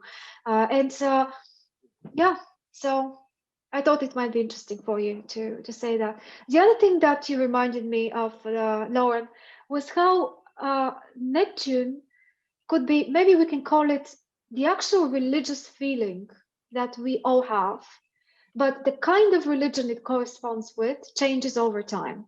So sometimes it could be a literal religion, like a religious teaching. Sometimes it could be a dream. Sometimes it could be a political ideology. And other times it could be a person that we idealize, or we, some sort have turned them into a religion. It could be so many different things, but it's the religious feeling that we all have, isn't it? Which is actually the need to connect to something beyond the physical and beyond the tangible. Right? Right. I wonder if we want to now hear what Dwayne has to say. Dwayne? Yes. Do you all want a little break before we do that? Or just jump in? I'm fine. 2 minutes. Yeah? Yes, a break. A break. Okay. 2 minutes break. And Okay. You may want to turn your volumes up. This is an experiment in new technology for me. And yeah, the volume is maybe a little iffy at times, but hopefully it'll be fine. This is Great to me, Dwayne. Their sound is perfect. okay. Yes. Good. Okay. It's kind of similar to Lauren. I really felt like I embodied a lot of the Neptunian spirit. And it took me right into Dane Rudyard and his take on Neptune from a very spiritual point of view. So I'll just play it, and we can take it from there. It's the first paragraph of Rudyard's take on Neptune in his book New Mansions for New Men, which was published in 1938. So as far as I'm concerned, that's vintage Rudyard. Is there a way that you could I can't hear you at all. Is there a way that you could read what it was? It was hard for my ears to differentiate the actual word. I tried really hard. I got some of it, but I didn't get all of it. Oh, that's very amazing coincidence. I just want to share with you. I picked up this book from the shelf, and it had one of those things in it already. So I opened where it was, and look where it was.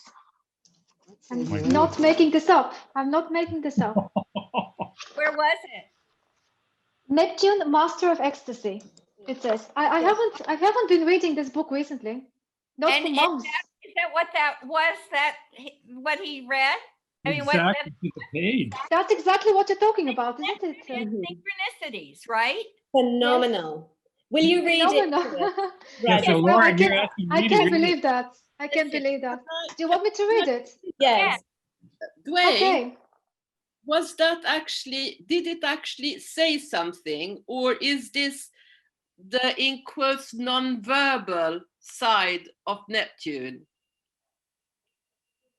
Meaning actually, you know, those words that were actually, they were so, you couldn't actually hear what he said.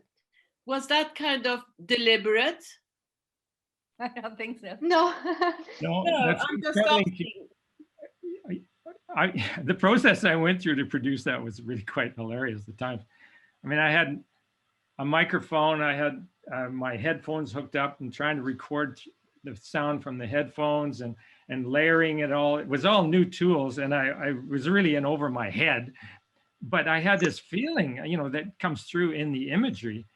I actually compiled, or you know, created that, got the sun to come central with the image and all of that. It was really exciting because it just seemed to be a little bit magical. And now with Redlina pulling this off the shelf, it's like, I wasn't in charge. I did my best, No. you know, but now we can hear it from her. She'll speak it so beautifully, I know.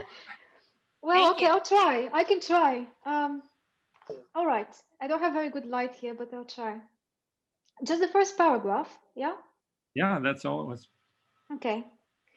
When men have become shaken loose by Uranian power, from the grip of Saturnian egoism, and from the inertia of static tradition, they find themselves floating into a new world utterly different from their old habitats. A world fluidic, scintillating with light, a world of strange perceptions, of glamorous mirages for some, of transcendental realizations for others. This is the realm of Neptune, the realm of ecstasy and mystic revelation, the realm of glamour and deceiving phantasms, the realm of hallucination and intoxication, the realm of the astral sea, perfidious in its shallow waters, sublime where great depths balance the iridescent surface. It is the realm of the collective, where the individual either loses himself in fallacious nirvanas or receives the robe of glory, the garment of Christ, of which all mystics have spoken, the realm of dissolution and chaos, or the realm of synthesis and transcendent consciousness, in which the face of God is beheld, and the small cell realizes the magnitude and glory of the cosmic organism wherein it moves and has its being. That was it? Yeah. I'm so glad to hear it. I've been trying to post the words to our chat, but it won't accept a cut and paste. When I post the recording, I'm going to copy the paragraph in the section underneath, and you would all be able to see it. Great. Good. Okay. Yeah, this was both. I don't know. This is a very old out of print book from the States. So I ordered it on Amazon years ago, and it came, and yeah, interesting. Just for this moment, yeah. Just for this moment, yeah.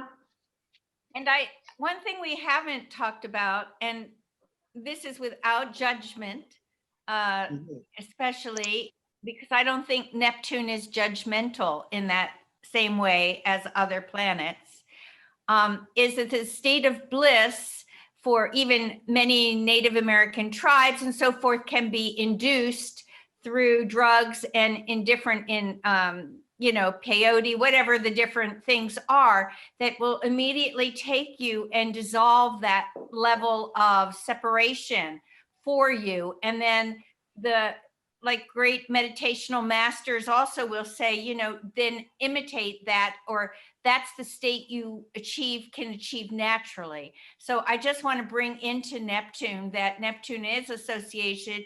Like sometimes if you're in pain, you might want to drink yourself to oblivion, and that would be a way of Neptune as well. Or you want to drug yourself to the heights of bliss and forget about this world. So it's this like, and Neptune is this allness and this bliss. And I'm not judging how you get there, you know, or my own personal opinion is my own personal opinion, but I think it's part of the discussion of what is Neptune. But that desire for unity, for without boundaries, to belong. And also to escape from reality or to reach another reality. And don't you think that maybe there is a connection between what kind of drug we need to get into, because we are all within the bounds of our Saturn, Sun, you know, everything underneath Neptune. So something needs to help usually to reach Neptune. And let's say this is our drug, our kind of drug, which could be anything, not a literal drug. And maybe that anything is from the house of Neptune in the chart. So for example, I don't know, maybe you literally need alcohol and drugs more if Neptune is in the 12th or something like this, or Neptune is in, maybe I'm not associating it now with the right house, but I think you see what I mean, that the kind of drug can be found in the house of Neptune. So this is the kind of thing we need in order to reach Neptune. Or is it through the sign? Or, you know, like the peyote might be more earth-based, or ayahuasca. I don't even know what ayahuasca exactly is. Is it a mushroom? I don't know. Divine. I think it's a ceremony, but no, it's a substance, but I think it's an earthy, something found in the earth, right? It's from Ayahuasca. It's an herb. It's an herb, and they mix it up. They put it in a mortar and pestle, and they ground it up, and then they make stuff with it. They put a liquid in there, and then you drink it up. Okay. And the whole process of going through that, you get the aesthetic states, believe it or not, through the puking. I don't know why, but you do. Uh-huh. So I'm just saying it's a little disgusting.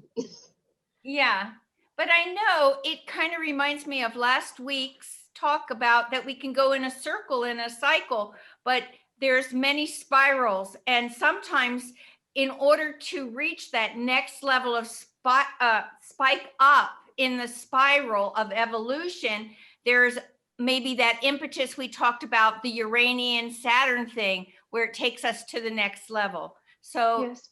Somehow the truth is Neptune is this truth of all of that, the oneness of life. Yes, This yes. theory.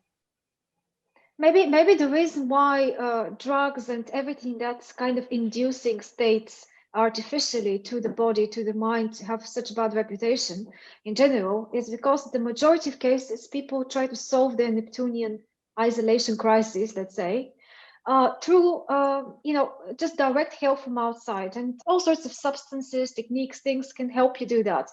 But when you have Saturn strong, let's say, and when you're not doing this, that's not the purpose, that's not the where you're starting from, then these same things can be used for reaching, you know, levels of next levels of working, as you said, on a spiral with spirituality, with your own senses, with your own perceptions, and then bringing it back to, it's not very often mentioned that all the planets in the solar system and their symbols in astrology work both ways. This is something that Dane Woodger is talking a lot about.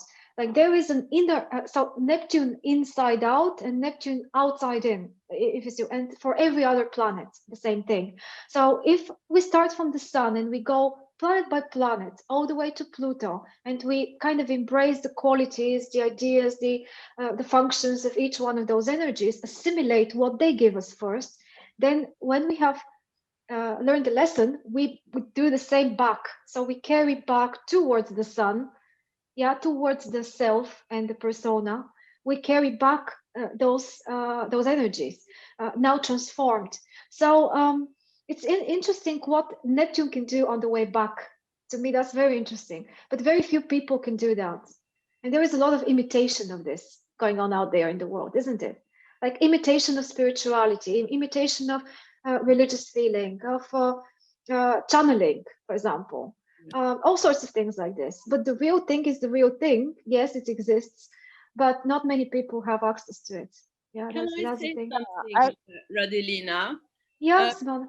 Can I say something? Well, you know, it makes me think of Jung. Now, Jung had a great influence on the person who started Alcoholics Anonymous. And Jung said that, you know, that we all need spirit. We are all actually spiritual beings. And that alcohol or drugs are in fact a way of seeking this oneness, but it's a shortcut. And I like it's a shortcut. And in fact, I have worked with alcoholics for 10 years, and I've seen it over and over again, that people who are, and you see it also in charts quite strongly, the Neptune can be very strong in people who have issues with drugs. And like you say, you know, the idea is really that you find, you know, spirit, that you can actually transform it. So, you know, it's just like you say, part of life. And also another thing, I noticed when I spent quite a lot of time in monasteries, something very interesting, and that is that a lot of monks who went into ordination, in fact, had come from where they had been drug addicts. And of course, you know, meditation in the various schools, like for example, Theravada, is extremely strict, and where you have a very, very, very disciplined way of working, which actually helps to transform that energy, which the Neptunian energy, from, you know, shortcut to actually being able to be uplifted and spiritual. I find that fascinating. Yes. I don't know if anyone else had this experience. Yes, I agree. It's as if maybe with drugs and alcohol, the Neptunian energy is being sabotaged somehow. And, you know, it's about the, you know, the higher vibrational expression of it would be through, you know, yoga or meditation or, you know, whatever spiritual techniques somebody uses. You're trying to get there through a shortcut, but then of course, what happens?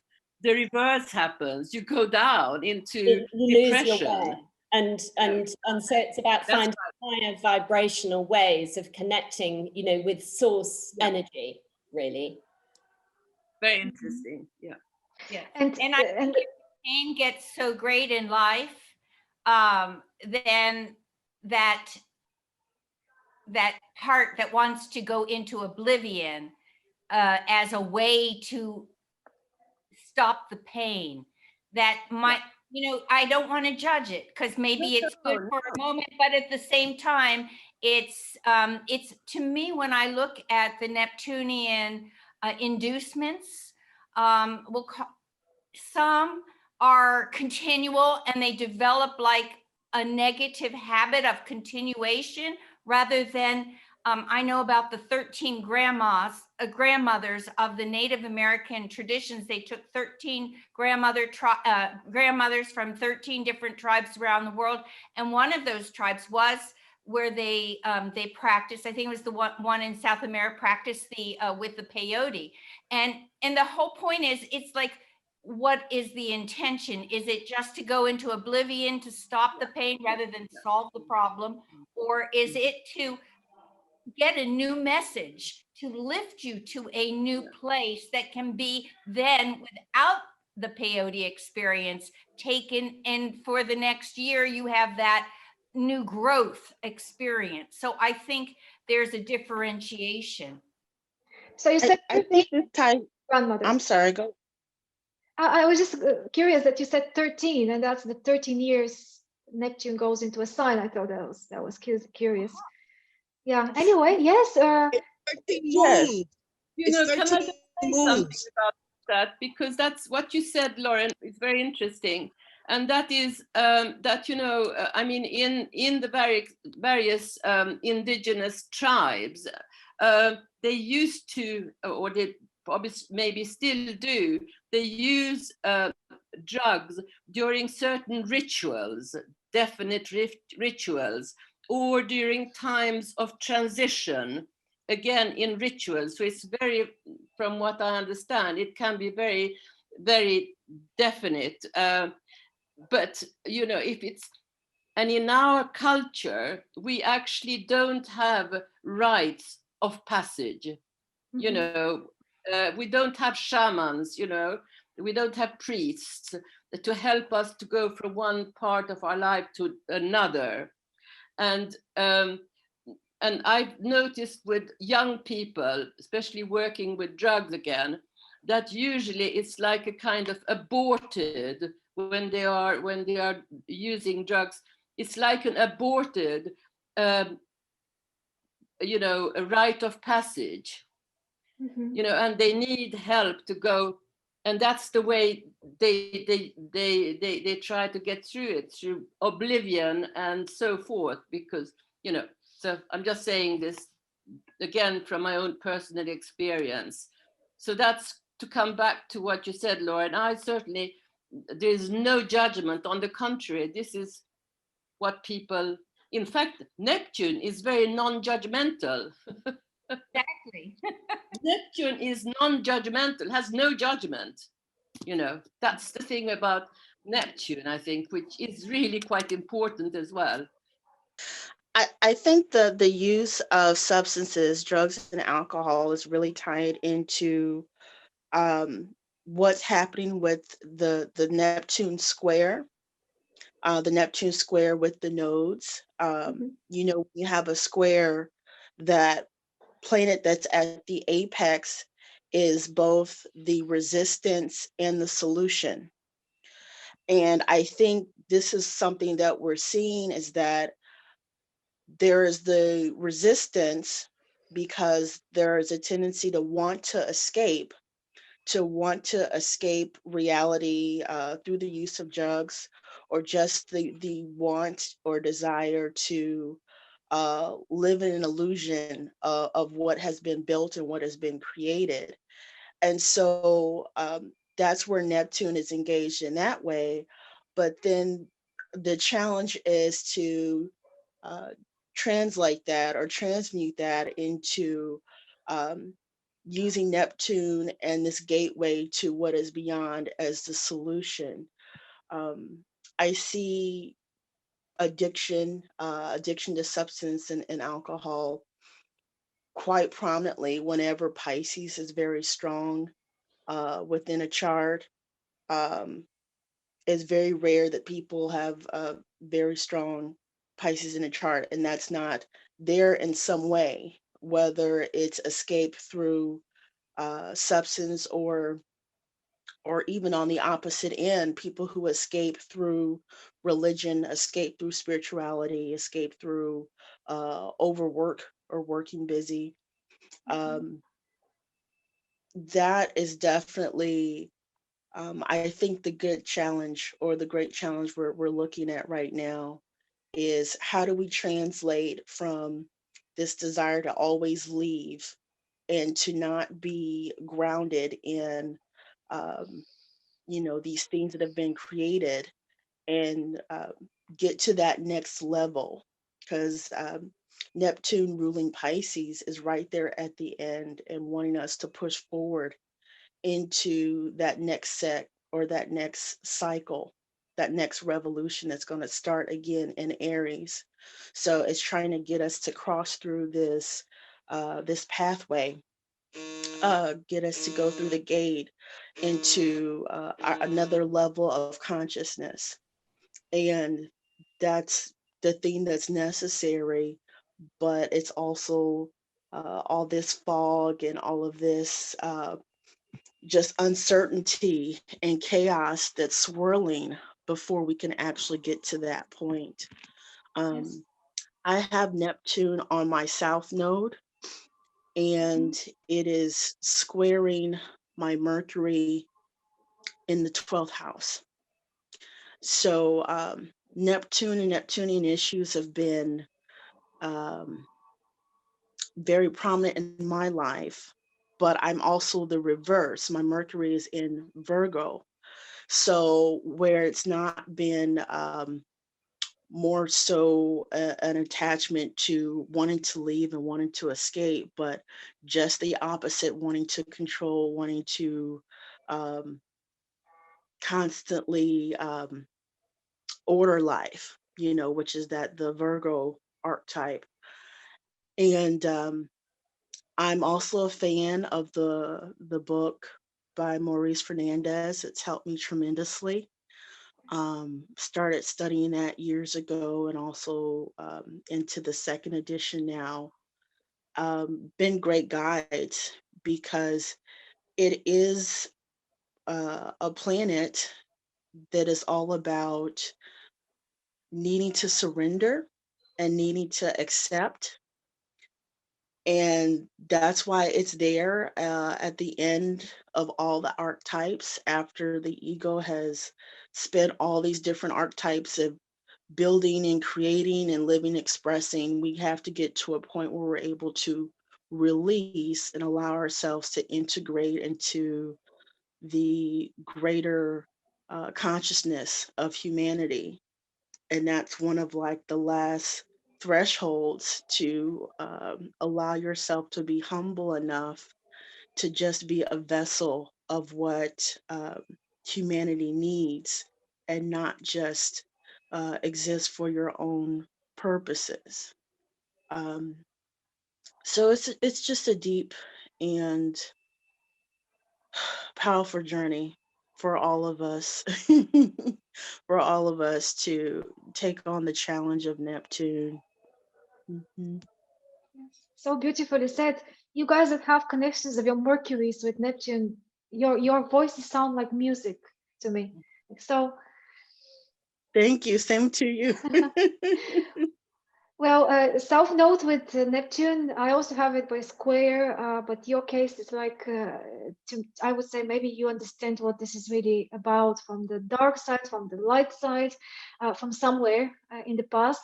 And intuitively, maybe you can connect with it better for some reason.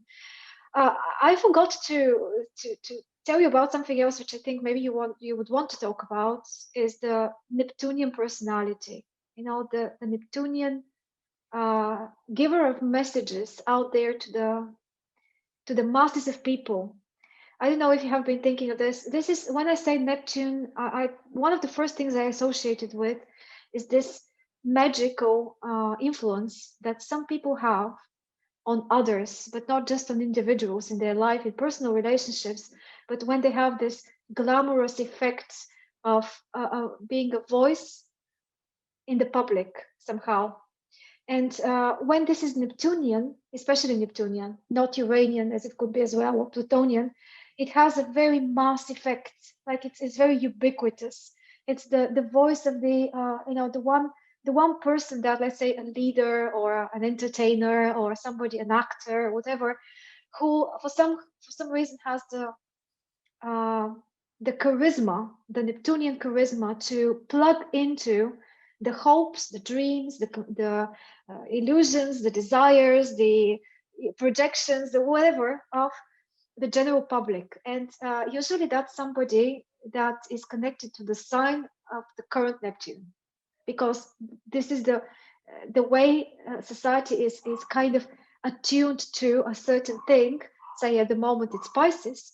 So somebody who is able to play on the chord of Pisces through their personal birth chart, through their personal energies, maybe also through a very strong Neptune in the chart, say Neptune in the 10th house, Neptune in the first house, something like that.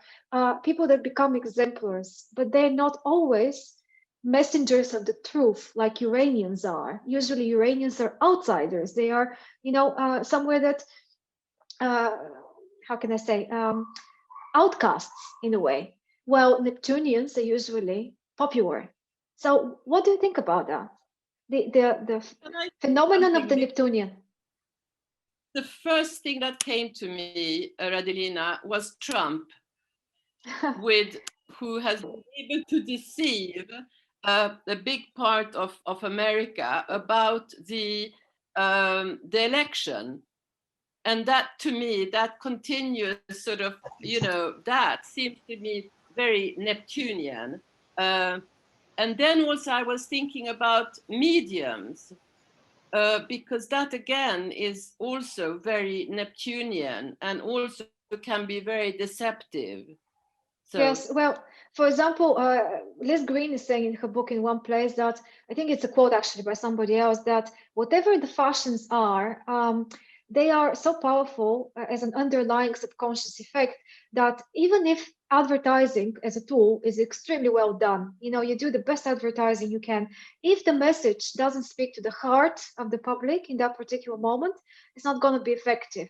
And different messages are being effective depends on what the moment is, what time of history, what generation, what, how we are all programmed. So at the moment, there is this Neptunian, Piscean fog out there, which we are all breathing in. And we are all under the effect of, even if we're not very Neptunian ourselves. So these are the kind of influences. So let's say if you are from Neptune in Libra generation, I think a lot of you are probably from Neptune in Libra generation, you are very susceptible to messages from outside through movies, through music, through all sorts of literature, for example, that are to do with romantic relationships and how they are pictured as ideal, in what shape and form, and how this can be part of your own notion of what that means. So actually, a lot of that could be very, very, very deceptive and not exactly how things work in real life. So every generation has their own key and major deception theme and carries it through over the course of time also. And it's very interesting how they mix then, how generations of parents and children mix and with their own deceptions, how I crave for one thing because that's the cool thing of the day. And most people, to be honest, we know that most people are very, very much stirred. Most important decisions in their life are made not based on individual thinking and kind of process of deciding what's good for you, but it's following a fashion in one way or another. And that's usually the Neptunian fashion of the day, isn't it? Yeah. Next time, Neptune. Go ahead. Sorry, go ahead.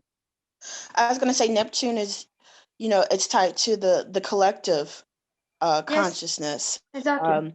And just its opposite Virgo is our individual alignment of our internal thoughts. Neptune goes to the collective alignment of our collective thoughts. So Yes. I think of it in that way as well. And it, in terms of like people who come to fame or who have this huge impact on people on a large scale or on the level of humanity, I think their power and their ability to do that isn't necessarily coming through them per se. Yes. I feel like they absolutely, can shape it with their will and their decisions, but they're playing a very specific role for the collective consciousness for certain things to take place that, Absolutely. is actually beyond them as Absolutely. individuals. Yes. So, yeah, They're like channels. I'm just thinking of a good example is Marilyn Monroe, who had Neptune in the first Leo house. conjunct her ascendant. Yes, she's very often given as example of a Neptunian person that cannot escape the role, cannot escape the image, and feels suffocated. Yeah, she has shared that she feels very suffocated in her own image and how it goes in front of her. And well, obviously, some people are destined to set trends out there and to be exemplars of something, and this is part of what they are here for, their mission and so on. It's very Neptunian. But even those of them which are deliberately even deceptive, maybe so every now and then society needs to be lied about something, or people need to be lied about something so that it's cleared, so that through the experience we find the truth eventually. We find it kind of gives a reason for it, isn't it? Maybe the person that we really need to mention, because it's so important, is Jung again, like you said, Simona.